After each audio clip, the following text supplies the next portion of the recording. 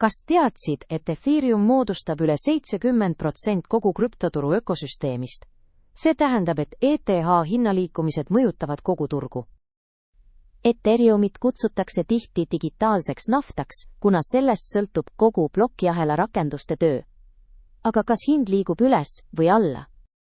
OKX platvormil saad ETH futuuridega kaubelda kuni 100x võimendusega, see tähendab potentsiaalselt suuremat kasumit, kuid ka kõrgemat riski. Kõige tähtsam on valida, kas avad pika, long või lühikese, short positsiooni. Kui arvad, et ETH hind tõuseb, vajuta long. Kui arvad, et hind langeb, vali SHORT.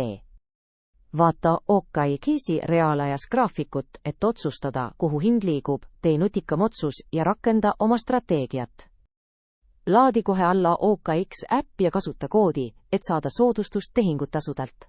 Alusta ETH futuuridega kauplemist juba täna.